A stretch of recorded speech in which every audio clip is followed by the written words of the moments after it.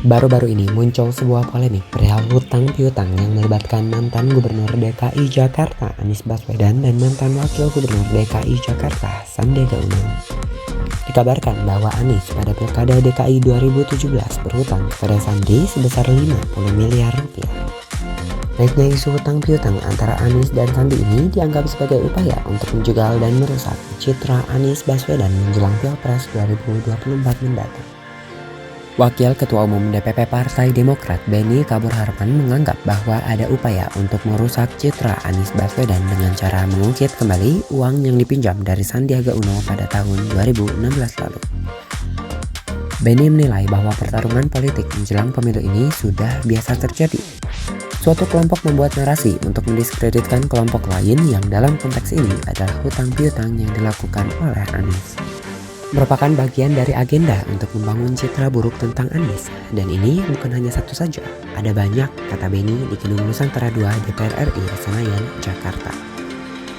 Dengan berbagai cara, membangun isu, membangun narasi politik identitas, membangun korupsi Anies, membangun narasi Anies gagal di DKI, membangun narasi bahwa Anies itu orang Arab, juga membangun narasi bahwa Anies itu punya hutang, ujarnya. Selain itu, Wakil Ketua Partai Nasdem Ahmad Ali juga mengungkapkan bahwa seharusnya perlu adanya konfirmasi kepada Sandiaga mengapa utang tersebut dari 2016 hingga 2023 belum ditagih juga. Kalau sekarang sudah tahun ke-6 tiba-tiba muncul hutang, pertanyaannya, apa betul hutang itu?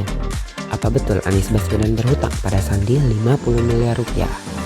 Kalau berhutang katakanlah 2016 seperti cerita itu. Apakah Anies Baswedan sudah membayarnya?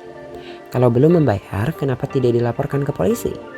Kalau umpamanya dia merasa dirugikan dan itu belum dibayar supaya tidak menimbulkan polemik, lapor polisi, selesai kan? Kata Ali.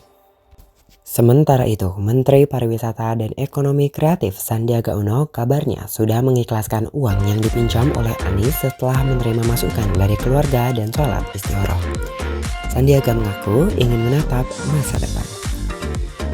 Ya, setelah saya sholat istihoroh, setelah saya menimbang berkonsultasi dengan keluarga, saya tidak ingin melanjutkan pembicaraan mengenai ini, ujar Sandiaga setelah menghadiri Harlah 1 Abad NU di Gelora Delta Sidoarjo, Kabupaten Sidoarjo, Jawa Timur.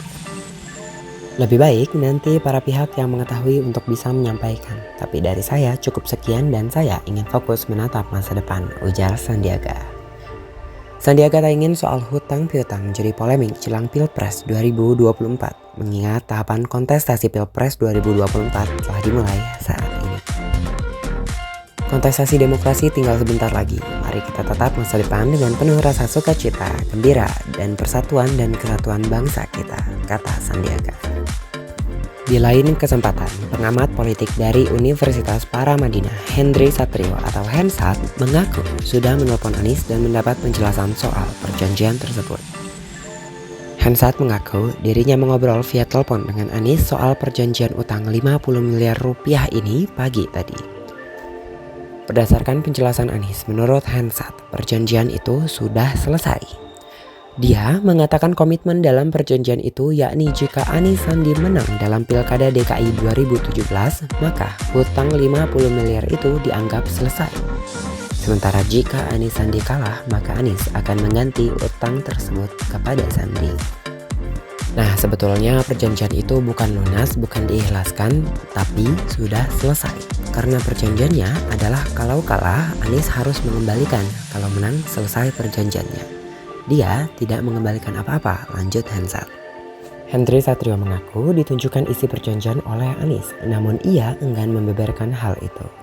Menurut keterangan Hendry Satrio, Anies tidak terganggu dengan kehebohan isu tersebut. Ya, saya lihat perjanjiannya, tapi nggak boleh disampaikan, saya ditunjukin. Anies nggak merasa terganggu, makanya yang disuruh bicara Hensat, karena sudah selesai perjanjiannya pada saat Anies menang Pilgub. Jadi intinya itu bukan diikhlaskan, bukan lunas, tapi bahasanya selesai karena Anies Sandi menang dalam Pilgub Jakarta, ujarnya. Hensat mengatakan Anies tidak mengetahui alasan isu tersebut diangkat belakangan ini. Hensat menduga hal itu untuk memperburuk citra Anies. Partai Nasdem mempersilahkan Wakil Ketua Dewan Pembina Partai Gerindra Sandiaga Uno menempuh jalur hukum jika memang merasa dirugikan terkait perjanjian hutang piutang senilai 50 miliar rupiah dengan Anies Baswedan terkait pemenangan dalam Pilgub DKI Jakarta 2017 lalu. Supaya kemudian kita tidak terjebak pada hal-hal yang pada akhirnya tidak selesai, karena pada akhirnya nanti menghadapi kontestasi ini yang ada saling membusukkan, saling menjelekan, kata Wakil Ketua Umum Partai Nasdem Ahmad Ali kepada wartawan.